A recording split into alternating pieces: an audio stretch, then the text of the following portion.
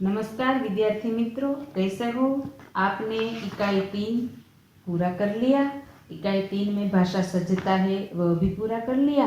पक्की कापी में सब कुछ लिख लिया है ना? कुछ बाकी रह गया हो तो लिख लेना और बाकी रहने मत देना।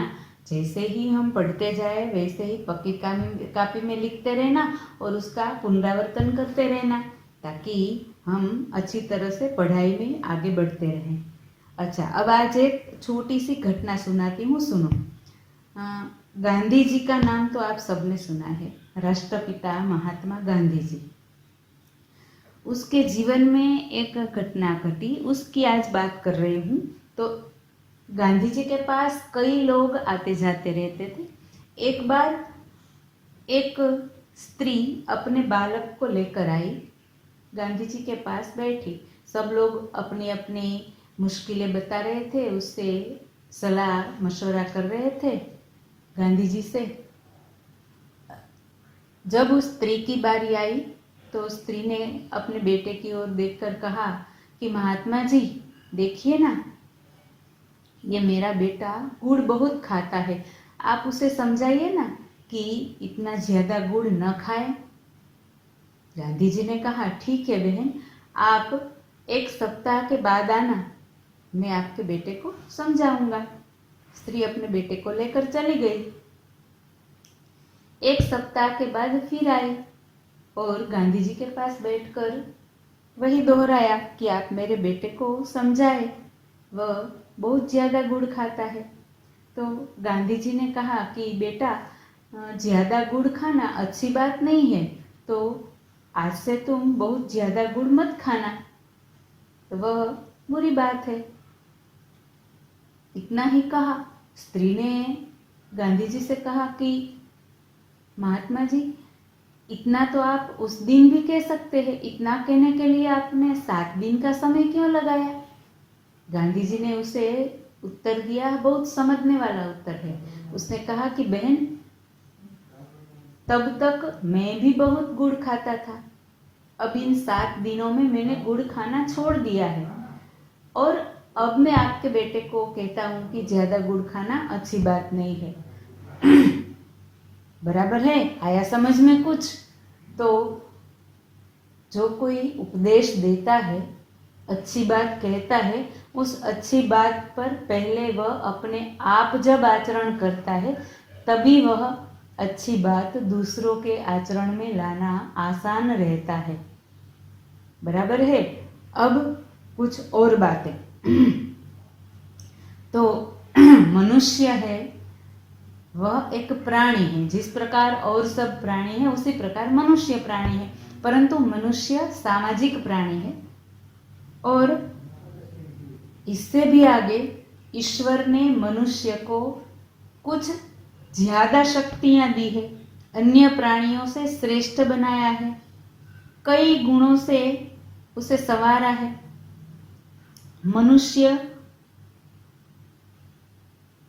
कई अच्छे काम कर सकता है, कई तरह से प्राणियों से ज्यादा अधिक बुद्धि, बल और अन्य शक्तियों से सबका सामना कर सकता है और अपनी विशिष्ट शक्तियों के कारण संसार में बहुत ही अच्छे ढंग से, अच्छी तरह से अपना जीवन बिता रहा है। पर क्या है, अपनी शक्तियों का उसे अभिमान भी कभी कभी हो जाता है और अपने आप को गुणों की खान समझने लगता है और इसीलिए अपने आप को गुणों की खान समझता है, इसीलिए कभी कभी वह सही काम नहीं करता। सभी मनुष्य गलत ही काम करते हैं ऐसा नहीं है, पर कई मनुष्य कभी कभी, हर समय सही काम नहीं करते, कभी कभी गलत काम कर लेते हैं और ऐसा गलत कि वह उसे गलत बताते हैं कि यह काम गलत है, फिर भी वह करते हैं। तो यह बात कैसे है? तो जैसा वह बोलते हैं कि यह सही नहीं है, फिर भी वह ऐसा काम करते हैं, तो यह क्या हुआ? तो उसके बोलने में और आचरण में, व्यवहार में अंतर है, भेद है।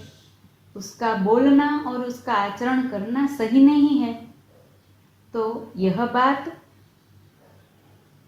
अच्छी नहीं होती, क्योंकि जिसके बोलने में और व्यवहार में, आचरण में समानता होती है, वह बड़ा कहलाता है। बड़ा कोई बल से, बुद्धि से, पैसे से या सत्ता से नहीं होता, आचरण से होता है, व्यवहार से होता है, और उसी को सम्मान मिलता है।